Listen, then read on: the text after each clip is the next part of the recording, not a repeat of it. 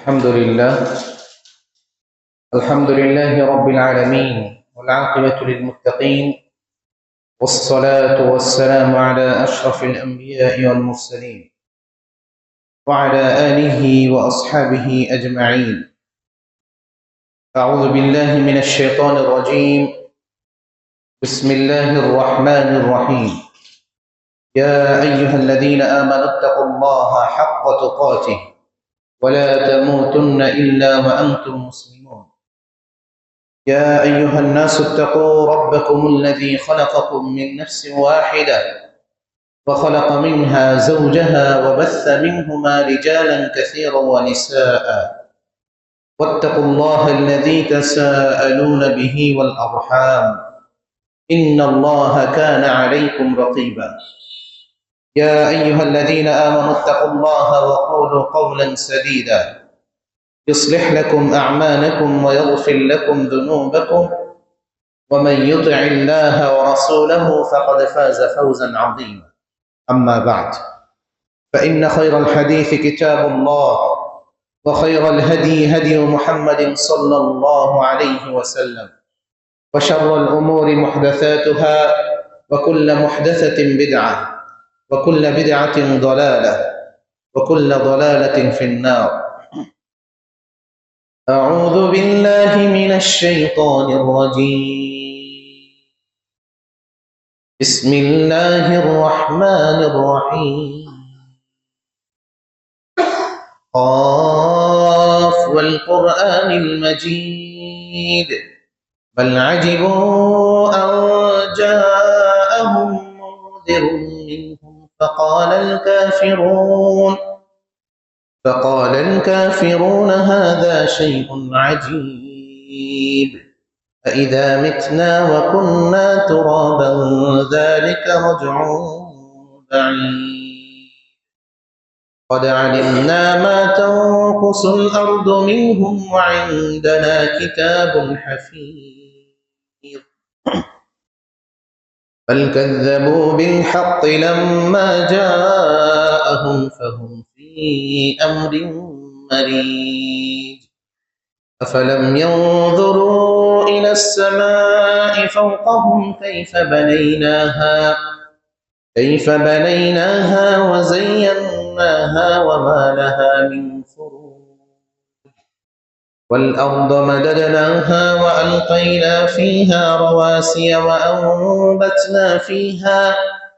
وأنبتنا فيها من كل زوج بهيج تبصرة وذكرى لكل عبد منيب ونزلنا من السماء ماء مباركا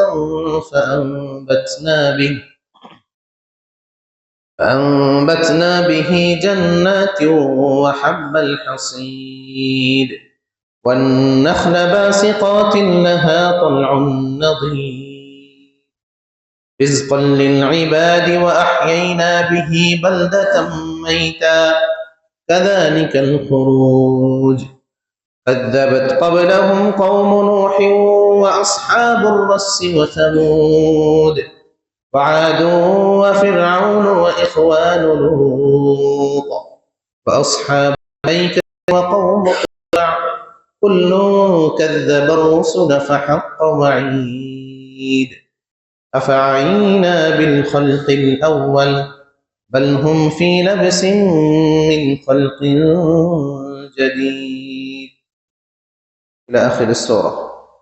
فقد قال الله تعالى في كلامه المجيد: أعوذ بالله من الشيطان الرجيم. بسم الله الرحمن الرحيم. ومن آياته أن خلق لكم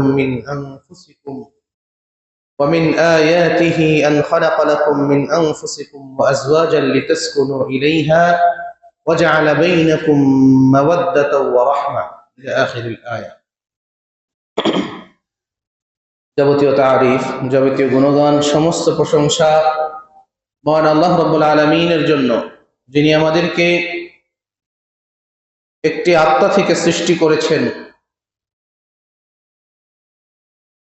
এবং মুসলিম হিসাবে আমাদেরকে জন্মগ্রহণ করার তৌফিক দান করেছেন এবং স্বাধীনভাবে তারা ইবাদত বন্দিগি করার সুযোগও তিনি করে দিয়েছেন। সে আল্লাহ রাব্বুল আলামিনের দরবারে শুকরিয়া আদায় করে সকলে বলে আলহামদুলিল্লাহ। অতঃপর সালাত এবং সালাম বর্ষিত হোক সর্বকালের সর্বশ্রেষ্ঠ মহামানব আমাদের প্রিয় নবী মুহাম্মদ রাসূলুল্লাহ সাল্লাল্লাহু আলাইহি ওয়াসাল্লামের উপর, যার মাধ্যমে আমরা ইসলামের সুন্দর সুন্দর বিধান সম্পর্কে জানতে পেরেছি। আলোচনা শুরুতেই যারা মসজিদে এসেছেন খুতবা শোনার উদ্দেশ্যে, উপরে যারা আছেন এবং নিচে যারা আছেন, সকলকেই দৃষ্টি আকর্ষণ করব যে খুতবা চলাকালীন আমরা কেউ কথা বলার চেষ্টাও করব না এবং কেউ দেয়ালে হেলান দিয়ে বসবো না, এবং বাহিরে যারা আসি সামনে জায়গা থাকলে কেউ পিছনে বসবো না। যারা বাহিরে আসি সকলেই মসজিদের ভিতরে চলে আসি, যেহেতু মসজিদের ভিতরে জায়গা আছে, এমত অবস্থায় বাহিরে বসা কোনোভাবেই ঠিক নয়। যারা বাহিরে আসেন ভিতরে চলে আসেন, যারা বাহিরে আছেন ভিতরে চলে আসেন, অন্যথায় জুমার হক আপনার আদায় হবে না। কিন্তু সামনে থেকে জায়গা পূরণ করে তারপর বসবেন ইনশাআল্লাহ।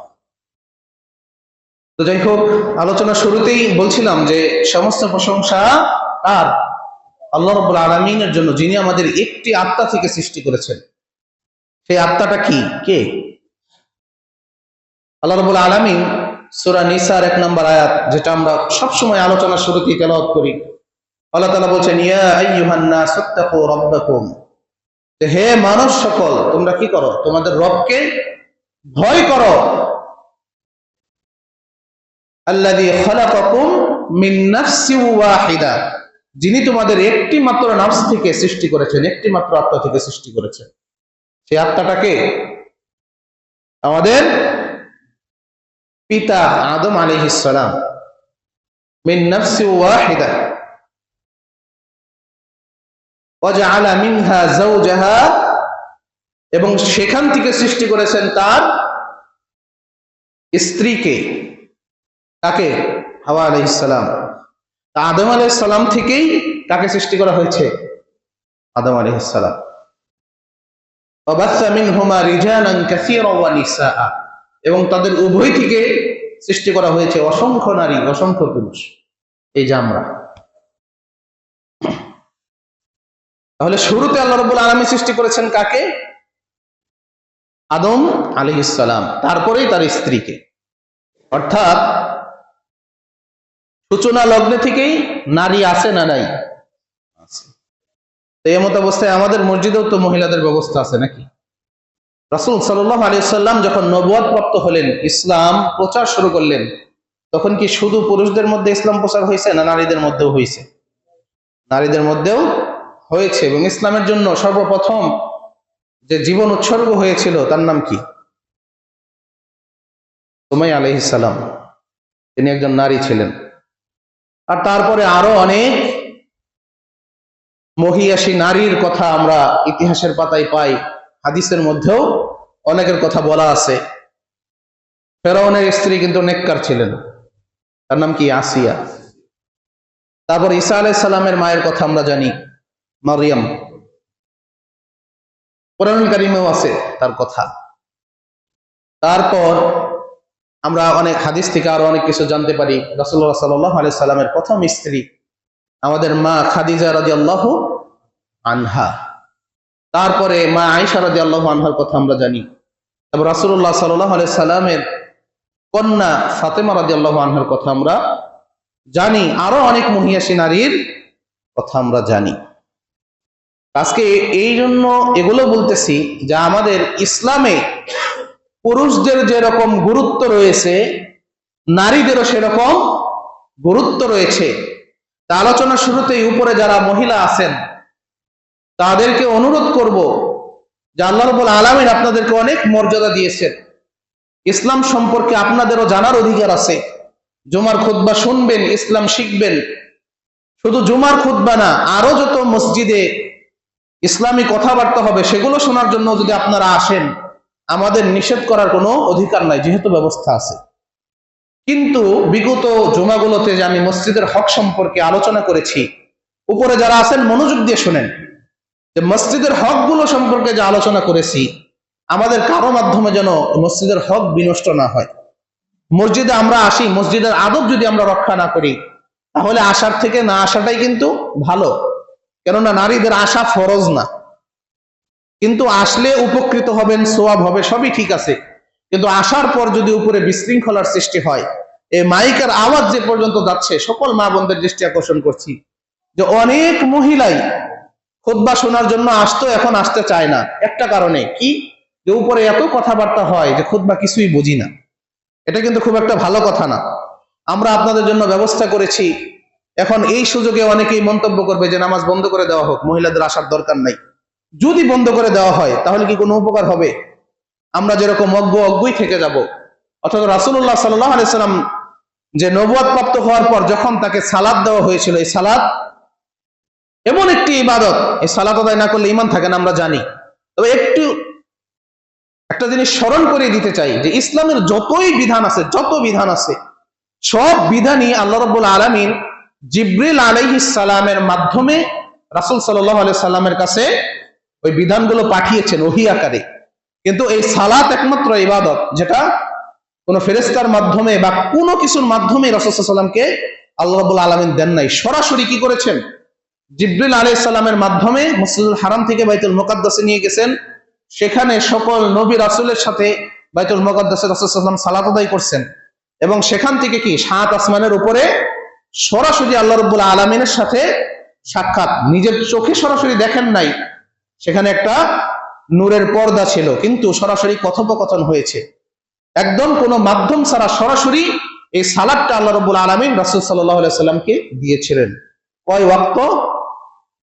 50 ওয়াক্ত দিয়েছিলেন। পরবর্তীতে কিভাবে কমানো হয়েছে সে বিষয়ে আলোচনা করেছি, হয়তো মনে আছে আপনাদের, যে মুসা আলাইহিস সালাম বারবার রাসূল সাল্লাল্লাহু আলাইহি ওয়াসাল্লামকে আবারও পাঠিয়েছেন যে উম্মত এত পারবে না।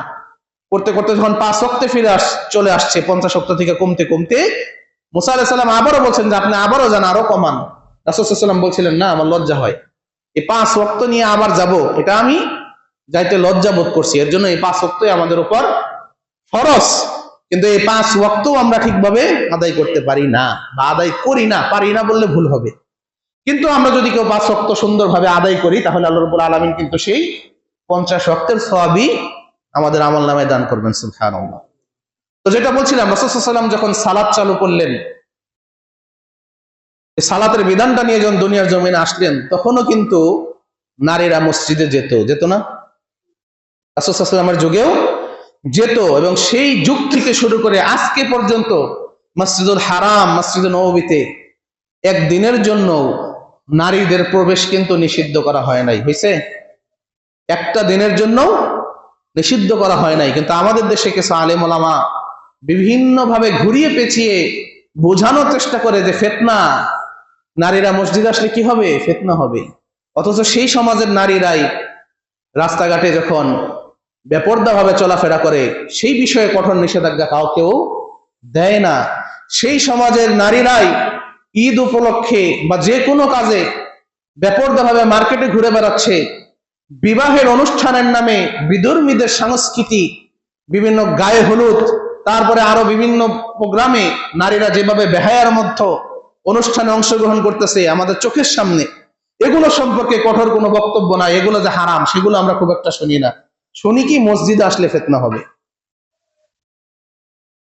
এরকম শুনি না আমরা।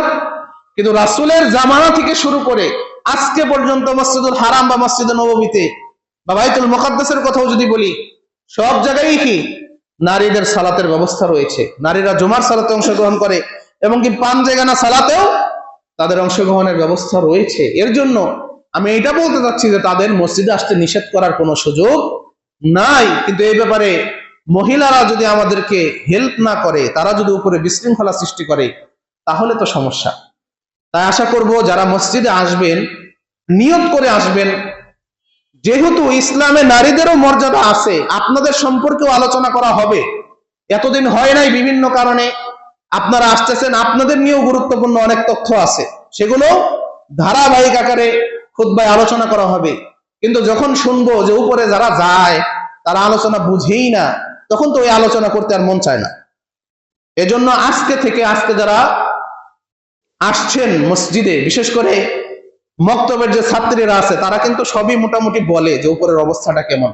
যেন আশা করব তাদের কাছ থেকে শুনতে পাবো যে না, উপরে সবাই শান্ত ভদ্রভাবে মনোযোগ সহকারে খুতবা শুনছে, কেউ আলাপ আলোচনা করে নাই। এটা আপনার কাছে উদারত আহ্বান জানাচ্ছি। মসজিদে আসবেন সোয়াবের নিয়তে, মসজিদের আদব রক্ষা করে চলবেন। মসজিদের আদব যদি রক্ষা করতে না পারেন, তাহলে অনুরোধ থাকবে যে আপনি আসবেন না। তাছাড়া আর বলার কিছুই নাই। অনেকে অনেক কড়া ভাবে অনেকভাবে বলতে পারে, এত কড়া ভাবে বলার প্রয়োজন মনে করছি না। যেহেতু আমাদের বিবেক আছে, জ্ঞান বুদ্ধি আছে, আমরা এটুকুতেই বোঝা কথা। ইনশাআল্লাহ আল্লাহ তাআলা আমাদেরকে এগুলো বুঝে মেনে চলার তৌফিক দান করুন। সকলে বলি আল্লাহুম্মা আমিন। তো ইসলামে নারীরও মর্যাদা রয়েছে। আল্লাহ রাব্বুল আলামিন আদম আলাইহিস সালামকে সৃষ্টি করার পরেই নারীদেরকে সৃষ্টি করেছেন।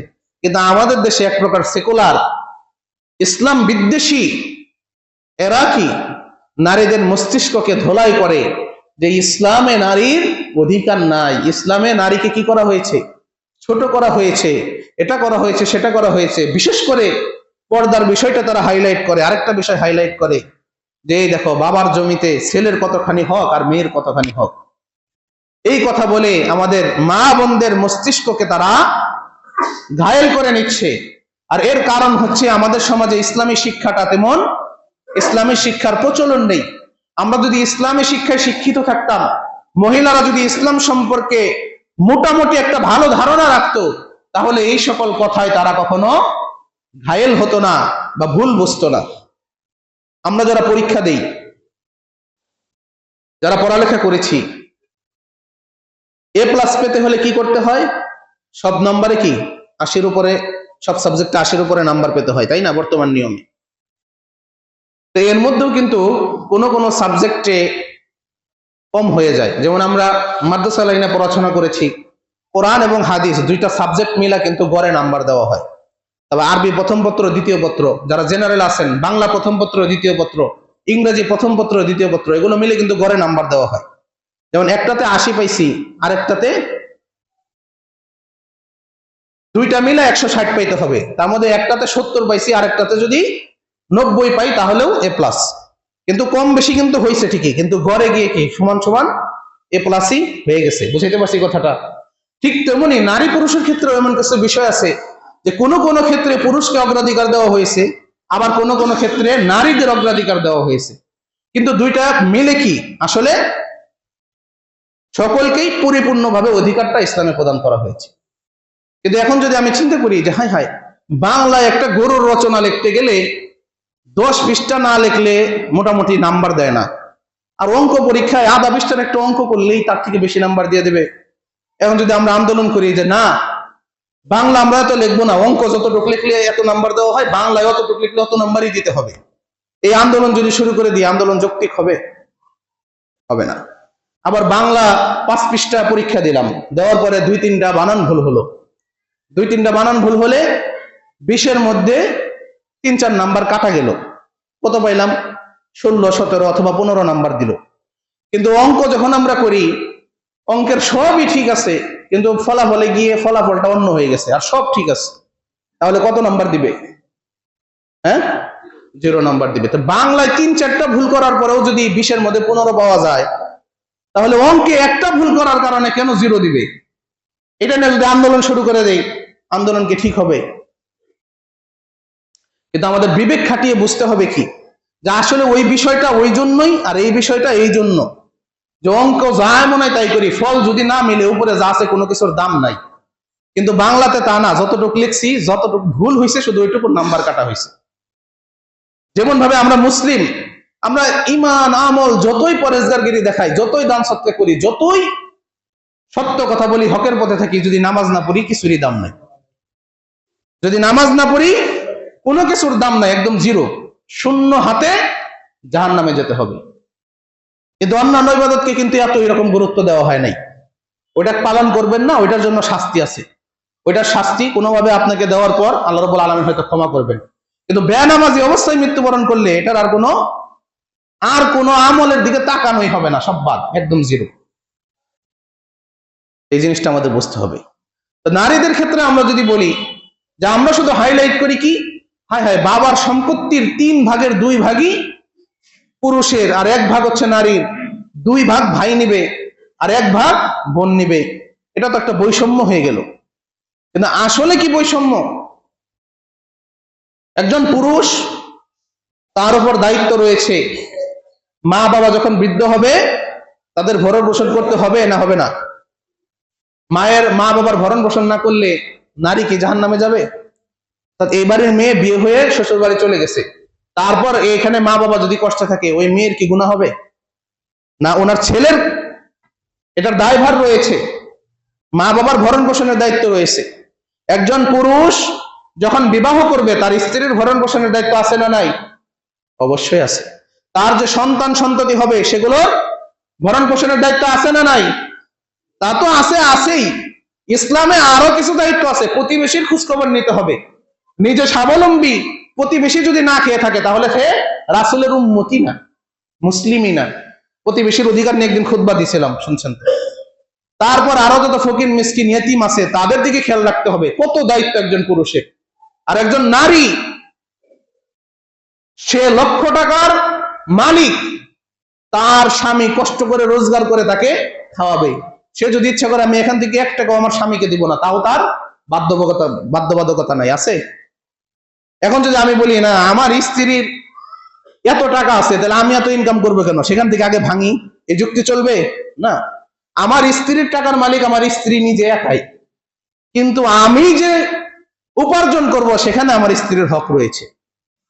অর্থাৎ একজন নারী যতক্ষণ পর্যন্ত বাবার বাড়িতে থাকবে, বাবা তার ভরণ পোষণের দায়িত্ব পালন করবে, বাবারা, ভাইয়েরা। আর যখন বিবাহ হয়ে যাবে, তখন তার ভরণ পোষণের দায়িত্ব কার? তার স্বামীর। স্বামীর না থাকলে সন্তানের। সন্তান বাধ্য। বাবা যদি না থাকে, আমার মাকে আমি ফেলে দিতে পারবো? আমার মাকে কষ্টে রাখা যাবে? নামাজ কালাম করে, হজ উমরা করে যদি একদম আমল নামা ভরে ফেলি, আর মাকে যদি ঠিকভাবে না দেখি, কষ্ট দেই, সেগুলোর কোনো দাম আছে?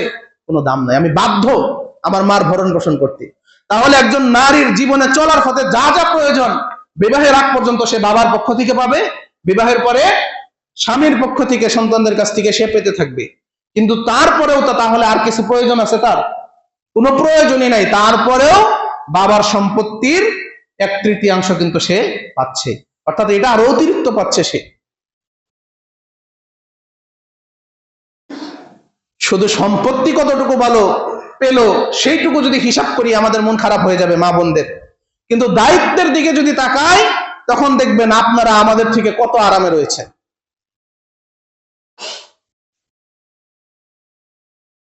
আরো অনেক বৈষম্যের কথা আমরা শুনি, যে সকল নবী রাসূল পুরুষ ছিলেন, নারীদের মধ্যে কোনো নবী রাসূল আসে নাই। পুরুষরা তো নবী রাসূল ছিলেন। বিভিন্ন মুস্তাহিদ ইমাম, বড় বড় আলেমরা ম্যাক্সিমাম পুরুষ ছিলেন, কিন্তু তাদেরকে তৈরি করেছেন কারা? তাদের মায়েরা। নারীদেরকে আল্লাহ রাব্বুল আলামিন নবী রাসূল করেন নাই, কিন্তু নবী রাসূলের মা করেছেন। ঈসা আলাইহিস সালামের মাকে, মারিয়াম আলাইহিস সালাম, মা কি কখনো পুরুষ মানুষ হওয়া সম্ভব? সম্ভব না। ঠিক তেমনি বড় বড় মুস্তাহিদ ইমামদের কাহিনী যদি, ইমাম আহমদ ইবনে হাম্বল, এদের মতো মানুষের জীবনী যদি দেখি, যে এদের জীবনে এত বড় ইমাম যে হয়েছেন, তার পিছনে সব থেকে বেশি অবদান তাদের মায়েদের। ভোরবেলায় কষ্ট করে উঠে পানি গরম করে সন্তানকে ওযু করিয়ে মসজিদ পর্যন্ত নিজে নিয়ে যেতেন। বাবা ছিল না ইমাম আহমদ ইবনে হাম্বলের। নিয়ে গিয়ে মসজিদের ওই গেটের সামনে দাঁড়িয়ে থাকতেন, সন্তানকে ভিতরে পাঠিয়ে দিতেন, নামাজ পড়তো, তারপর কি দিন শিক্ষা করত, কত কিছু করতো। আমরা মায়েরা কি করি বর্তমানে? আমরা শুধু নিজের অধিকার আদায় করে দিই। তবে ইসলামে নারীদেরকে বাহিরে চলাফেরা করতে নিরুৎসাহিত করা হয়েছে। বাহিরে চাকরি বাকরি উপার্জনকে হারাম করা হয় না, তবে নিরুৎসাহিত করা হয়েছে। একজন আলেমকে এক নারী জিজ্ঞাসা করছে যে, শেখ, নারীদেরকে কি শুধু ঘরে বসেই থাকতে হবে? তখন বলতেছে, না, ইচ্ছা করলে তারা দাঁড়িয়েও থাকতে পারে, শুয়েও থাকতে পারে, সমস্যা নেই। কিন্তু স্বামী স্বাবলম্বী থাকা অবস্থায় বাহিরে গিয়ে কি করতে পারবে না?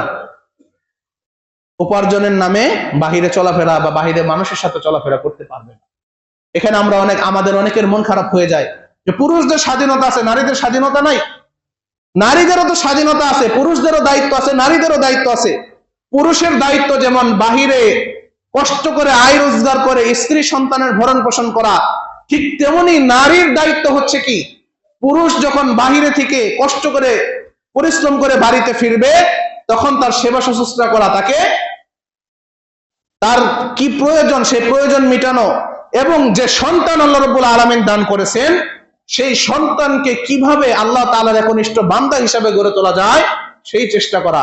অনেক নারী আছে বাহিরে গিয়ে চাকরি বাকরি করে, এদিকে সন্তান গাঁজা খেয়ে বেড়ায়, হিরোইন খেয়ে বেড়ায়। ওই বাহিরের চাকরির ওই টাকা দিয়ে কি হবে? অথচ আল্লাহ রাব্বুল আলামিন আপনাকে যে দায়িত্বটি দিয়েছেন যে আপনার সন্তানকে আপনি ইমাম ইবনে আহমদ ইবনে হাম্বলের মতো তৈরি করার চেষ্টা করুন, ইমাম ইবনে তাইমিয়ার মতো তৈরি করার চেষ্টা করুন, ইবনে উসাইমিন রাহিমাহুল্লাহর মতো সন্তানকে আপনি বানানোর চেষ্টা করুন। তখন দেখবেন অন্তর এমনি প্রশান্তি পাচ্ছেন। নিজের দায়িত্ব কি, আল্লাহ রাব্বুল আলামিন আপনাকে কেন সৃষ্টি করেছেন সেটা আগে বুঝতে হবে। নারীদেরকে আল্লাহ রাব্বুল আলামিন আয় রোজগার করার জন্য সৃষ্টি করেনই নাই। তাদের যে গঠন, শারীরিক গঠন, শক্তি, সামর্থ্য সবকিছু দেখলে এমনিতেই বোঝা যায় পুরুষরা যা পারে নারীরা তা পারে না। আবার নারীদেরও কিছু কাজ আছে যেটা নারীরা পারে, পুরুষরা পারে না। আল্লাহ রাব্বুল আলামিন এক একজনকে এক এক দায়িত্ব দিয়ে সৃষ্টি করেছেন। আয় রোজগার করার দায়িত্ব কার? এটা পুরুষের। কোন পুরুষের যদি আত্মসম্মান বোধ ঠিক থাকে, সে না খেয়ে থাকবে। এমনকি আব্দুর রাজ্জাক বিন ইউসুফের একটা আলোচনায় বলেছেন যে বাসে ঘুরে ঘুরে চকলেট বিক্রি করে খাও, তাও যদি সম্ভব না হয় ভিক্ষা করে খাও, তাও কি নিজের সন্তান এবং মেয়েকে বাহিরে আয় রোজগার করার জন্য পাঠায় না। কিন্তু আমরা দেখা যায় আমার নিজের 20,000 টাকা ইনকাম আছে, এই টেক্সটাইলে কাজ করলে আমার স্ত্রীর যদি পাঠায় আরো 10,000 টাকা পাওয়া যাচ্ছে, সমস্যা কি, বাড়িতেই তো বসে থাকে, দিয়ে দিলাম। আর এদিকে সন্তান কি যত টাউট বাটপার আছে এদের সাথে ঘুরে ঘুরে ওগুলো শিখে নিচ্ছে। মা বাবার শাসন নাই, বাবাও সারাদিন অফিসে, বা বাবা যে আয় রোজগার করে অটো চালায় বা যাই করুক না কেন সারাদিন বাহিরে, মাও কি ওই যে গার্মেন্টস, টেক্সটাইল, বিভিন্ন জিনিসে খালি নারী আর নারী। গাজীপুরের ওইদিকে দিকে গেলে দেখা যায়। আর একে আমরা মনে মনে ভেবে নিয়েছি যে আমাদের দেশের উন্নতি। বাহিরে থেকে বড় বড় পোশাকের প্রজেক্ট আসে, সেগুলো আমরা তৈরি করে দিই, আমাদের পোশাক সারা বিশ্বে যাচ্ছে, এটাকে আমরা উন্নতি হিসেবে ধরে নিয়েছি। অথচ যারা পারমাণবিক বোমা বানাতে পারে তারা কি একটা লুঙ্গি বানাইতে পারে না, একটা গেঞ্জি বানাইতে পারে না? তারা কি জ্যাকেট বানাইতে পারে না? কিন্তু তারা বানায় না, কি জন্য?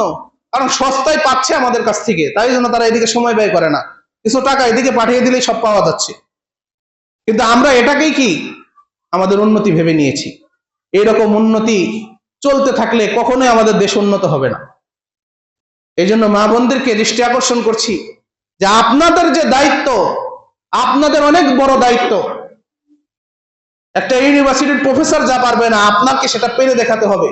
আপনার সন্তানকে আপনি একনিষ্ঠ আল্লাহ তাআলার বান্দা কিভাবে আলেম হিসেবে তৈরি করা যায়। যদিও আমার নিয়ত থাকে আমার সন্তান এমবিবিএস ডাক্তার হবে, ইঞ্জিনিয়ার হবে, হোক, তাতে সমস্যা নাই, কিন্তু কোরআন হাদিসের জ্ঞানটা যেন তার মধ্যে পরিপূর্ণভাবে থাকে, এই চেষ্টা আমাদের করতে হবে। আর এটা শুধু বাবার চিন্তা থাকলে কাজ হবে না, আসল চেষ্টাটা থাকতে হবে কার? মায়েদের থাকতে হবে। এর জন্য মায়েদের অন্যান্য চিন্তা ভাবনা বাদ দিয়ে কিভাবে স্বামীর সেবা করা যায়, স্বামী কি পছন্দ করে সেগুলো করতে হবে, স্বামী কি অপছন্দ করে সেগুলো পরিত্যাগ করতে হবে, এবং নিজের সন্তানকে একজন আদর্শবান মানুষ হিসাবে গড়ে তুলতে হবে। এই চেষ্টাতে সবসময় মগ্ন থাকতে হবে। তাহলে দেখবেন অন্যান্য যে চিন্তা ভাবনা আছে যে বাহিরে যাব, ফ্যাশন করব, বাজারে গিয়ে বাজার করব, এগুলোর টাইমই পাবেন না। ওই বসে বসে স্টার জলসা দেখার টাইম হবে না। যখন অবসর টাইমে সন্তানকে নিয়ে বসবেন, আসো কিছুক্ষণ কোরআন পড়াই, এ কথা কি বলি কোনো মা? শুধু স্কুল থেকে যা পড়া দেয় সেগুলো কিছুক্ষণ পড়াইলেই শেষ। আর মক্তবে যারা আসে, মক্তব থেকে যে কোরআন বন্ধ করা হয়, পরের দিন মক্তবে এসে আবার কোরআন খুলে, অধিকাংশ সন্তানের এই অবস্থা। এরকম চলতে থাকলে তো ইসলামের উন্নতি হবে না, আমরা প্রকৃত মুসলিম হিসাবে তৈরি হতে পারবো না। এই জন্য উদারত আহ্বান জানাবো যে আমরা যেন জীবনের প্রত্যেকটা ক্ষেত্রে ইসলামের বিধি বিধানগুলো মেনে চলি। কেননা নারী ছাড়া পুরুষ কখনো স্বয়ং সম্পূর্ণ হতে পারে না। আল্লাহ রাব্বুল আলামিন বলেন, ওমিন আয়াতিহি আন খালাকা লাকুম মিন আনফুসিকুম আজওয়াজান লিতাসকুনু ইলাইহা ওয়া জাআলা বাইনাকুম মাওয়াদ্দাতা ওয়া রাহমা। যে আল্লাহ তাআলার নিদর্শনের মধ্যে অন্যতম একটা নিদর্শন এই যে আন খালাকাকুম মিন আনফুসিকুম আজওয়াজা, যে আল্লাহ রাব্বুল আলামিন তোমাদেরকে সৃষ্টি করেছেন এবং তোমাদের থেকেই তোমাদের সঙ্গীদেরকে সৃষ্টি করেছেন, আজওয়াজা, তোমাদের স্ত্রীদেরকে সৃষ্টি করেছেন, লিতাসকুনু ইলাইকুম মাওয়াদ্দাতা ওয়া রাহমা, এবং তাদের মধ্যে কি মাওয়াদ্দাতা ওয়া রাহমা, মানে ভালোবাসা রহমতের সৃষ্টি আল্লাহ রাব্বুল আলামিন নিজেই করে দিয়েছেন। স্ত্রীর জন্য স্বামীর খারাপ লাগে না? অবশ্যই লাগে। স্বামীর জন্য স্ত্রী খারাপ লাগে না? লাগে। যদি ভালো মানুষ হয় তাহলে লাগে। আর যদি স্বামী বাহিরে সারাক্ষণ মদ গাঁজা খেয়ে এসে স্ত্রীকে মারামারি করে, তাহলে কি ভালো লাগবে? লাগবে না। কিন্তু যারা সৎ, আল্লাহ রাব্বুল আলামিনের একনিষ্ঠ বান্দা, তাদের মধ্যে আল্লাহ রাব্বুল আলামিন নিজেই কি দয়ার সৃষ্টি করে দিয়েছেন, রহমতের সৃষ্টি করে দিয়েছেন। একে অন্যের প্রতি দয়া ভালোবাসার সৃষ্টি আল্লাহ রাব্বুল আলামিন করে দিয়েছেন। এই দয়া ভালোবাসা যার নাই, তার তো মানে জীবনটাই বৃথা এক হিসেবে। পুরুষরাও কি নারী ছাড়া স্বয়ং সম্পূর্ণ না। এর জন্য আমাদের মহিলাদেরকে, নারীদেরকে, মা বোনদেরকে নিয়েই আমাদের সবকিছুতে এগোতে হবে। তার মানে এই না যে সেকুলাররা যেরকম বলে যে নারীদেরকে পিছনে রাখা যাবে না, কি করতে হবে? তাদেরকে সামনের দিকে ঠেলে দিতে হবে, তা না। নারীদের যে দায়িত্ব, সেই দায়িত্ব তাদেরকে পিছিয়ে রাখা যাবে না। পুরুষদের দায়িত্বের মধ্যে নারীদেরকে এনে ঢোকানো যাবে না। যখনই এটা করতে যাব, তখনই সমাজ বিশৃঙ্খলাময় হয়ে যাবে। বর্তমানে গার্মেন্টসে যারা চাকরি করে অধিকাংশই কি, কয়দিন পরে ওই গার্মেন্টসে যে অন্য ছেলে চাকরি করে, অন্য মেয়ে চাকরি করে, স্বামী সন্তান বাসায় রেখে গেলে কি হবে? ওখানে গিয়ে তাদের সম্পর্ক অন্যরকম হয়ে গেছে, এরকম কাহিনী হয় না? হয়। কিন্তু এই জন্য জীবনের প্রত্যেকটা ক্ষেত্রে ইসলাম আমাদের মেনে চলতে হবে। ইনশাল্লাহ আগামীতে যখন এখানে আমাকে খুতবা দেওয়ার সুযোগ হবে, তখন আলোচনা করব স্বামীর প্রতি স্ত্রীর অধিকার এবং স্ত্রীর প্রতি স্বামীর অধিকার। এই সম্পর্কে আলোচনা করার চেষ্টা করবো ইনশাআল্লাহ। এই বলে আজকের আলোচনা শেষ করছি। আলোচনায় যদি কোনো ভুল ত্রুটি হয়ে থাকে আল্লাহ রাব্বুল আলামিন ক্ষমা করুন। আর যা শিখতে পারলাম, বুঝতে পারলাম, আল্লাহ রাব্বুল আলামিন আমাদেরকে মেনে চলার তৌফিক দান করুন। আমিন। আকুলু কওলি হাযা ওয়া আস্তাগফিরুল্লাহ লি ওয়া লাকুম ওয়া লিসাইরিল মুসলিমিন ফাস্তাগফিরুহু ইন্নাহু হুয়াল গফুরুর রহিম।